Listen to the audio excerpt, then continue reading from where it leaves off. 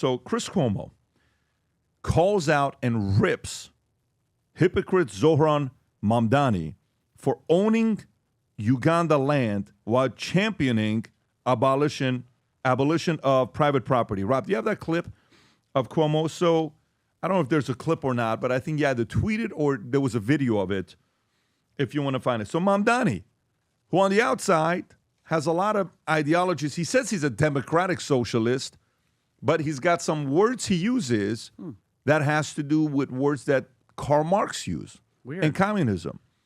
But here's Chris Cuomo, Socialist New York City Mayor Zohran Mamdani is a hypocrite for owning lucrative land in Uganda while cosplaying on the campaign trail as a working-class savior.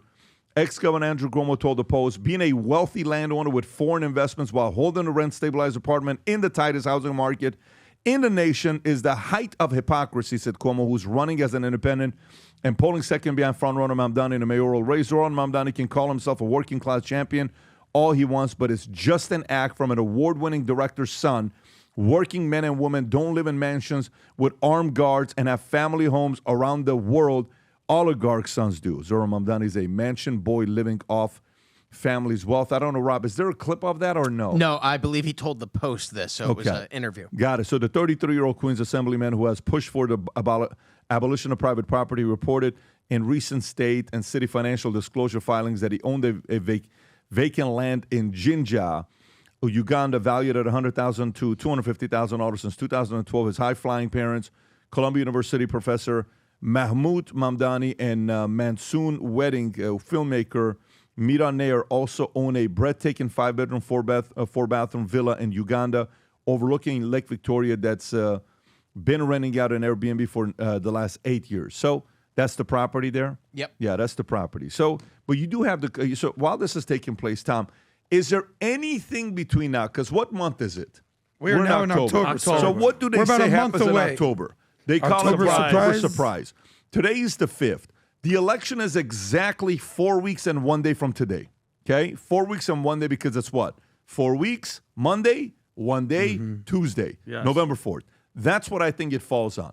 Is there anything that can happen the next 4 weeks, Tom, for Mamdani to lose? Anything? I don't think so. Short of Curtis, and I'm talking about the Republican candidate. Curtis Sliwa. Yep. And short of him dropping out and there being such a resurgence toward Cuomo, I mean, it's got to be big. You have to have a dropout, and you have to have more than a October surprise. You need an October nuclear surprise. And I think this is very telling.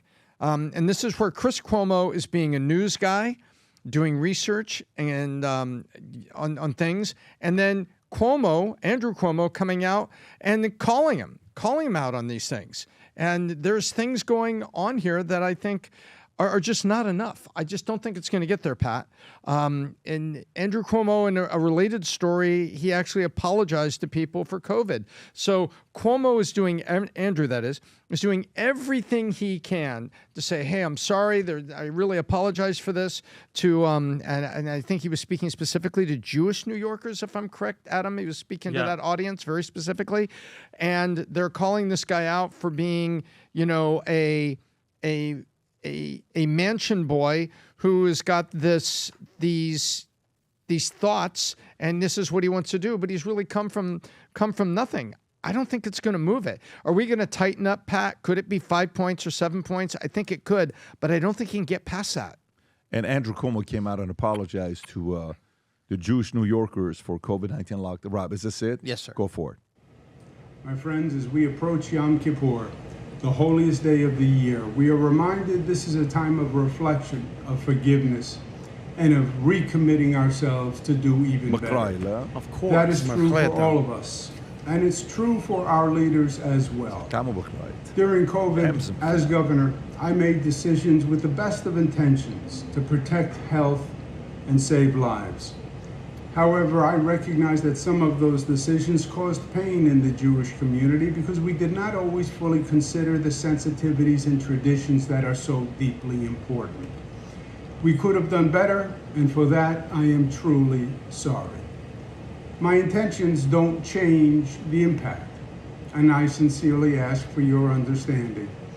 On this holy day of atonement, I am committed to learning from these lessons. Today, Jewish New Yorkers face another challenge, the rise of anti-Semitism. It is real, it is dangerous, and it must be confronted. An attack on the Jewish community is an attack on every New Yorker, because we are one family, the family of New York. Yeah, right. I stand with you. Okay, you can pause. 100. Adam, how do you feel about what he's saying? Well, that was a nice little hostage reading a script by Governor Cuomo. Now, as much as I warmth, didn't it? That's true, Tom. As much as I enjoy Chris It Cuomo, lacked warmth. He was just reading from the table. Like, as much as I like Chris Cuomo, Andrew Cuomo is a dead man walking. I don't mean literally, guys. But you know they say you can't teach an old dog new tricks? This is a very old political dog. And it's just very obvious. Reading this sort of like staged letter, I apologize to the Jewish community on the holiest day. Like, stop it.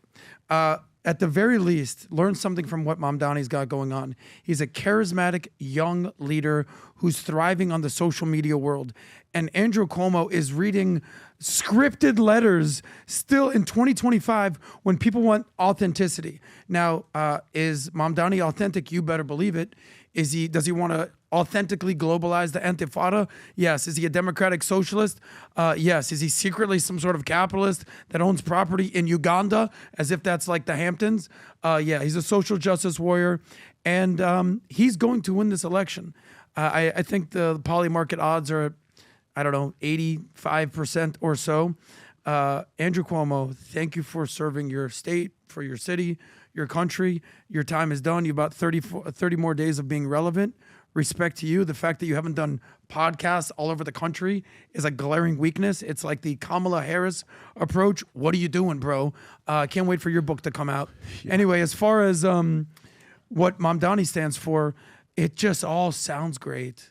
But we've seen this a million times, whether it's Bernie or AOC, Yeah, so here's what and I'll now say. him. So He's got a math Andrew problem. Cuomo said It's not he realistic. will take a endorsement from Eric Adams, but he will not take an endorsement from Donald Trump. Why do you think that is? So he just said that to Kristen Welker 3 days ago.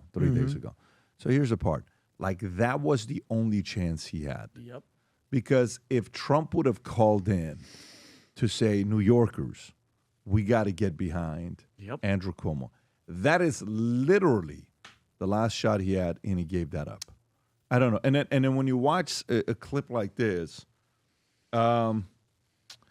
look, there's, you know how you have the good guy, bad guy, like who's in your ear, right? That's telling. There's one side that I'm like, oh, dude, I can't wait for Mamdani to win, for people to see what's going to happen, how shitty this is going to be, right? And then the other side of me is like, I freaking love New York. We go to New York. We're hoping to go to a Yankees game, but listen, I have to tell you, I don't know. The last time I had this much animosity towards Canadians was Pierre Poilievre. I haven't been this upset towards Canadians since Pierre Poilievre. Mm-hmm. And Pierre Poilievre, who won the worst candidates ever, who was talented, apple-eating candidate, who was a great speaker, but was lazy to pompous, arrogant to go sit down and talk to the regular, average, day-to-day people he didn't want to do because he thought he was better than you. He disappeared. And so Toronto decides to play the Yankees and do what they do. Toronto, I don't like you right now. And Vladimir Guerrero, screw you with your grand slam home run you put up there going 6 for 7. I think Adam made a great lights point. Out. Tom, I'm sorry, Tom. I don't appreciate you interrupting me. Sorry. Tom. I don't like what happened. Tom the interrupter. And I'm not happy with what happened there, Tom. As good of a point as he made, I'm moving on to the next story. Yesterday, guys were posting pictures of being at football games and baseball games. One baseball game I wasn't too happy about, but they were watching it at a bunch of these baseball games. And you know what hat they were wearing and what shirt they were wearing? They were wearing the allegedly shirt. Ooh. This is by far the biggest insurance policy for you folks. Go pick up an allegedly hat for $15, a sweater, a shirt, a coffee mug. Go get it. This is like limited supply left because these things are running out. Originally, when we had a lot of different sizes, but if they have your size, go ahead and place the order with these things. They're one of the coolest conversation starter shirts you can wear out there. And people ask you, why are you wearing an allegedly shirt? Well, listen, it's my insurance policy to make sure I'm protected. Now all you have to say is allegedly to make sure you're protected from people coming after you. Anyways, allegedly gear is one that people like to wear no matter where they go. If you enjoyed this video, you want to watch more videos like this, click here. And if you want to watch the entire podcast, click here.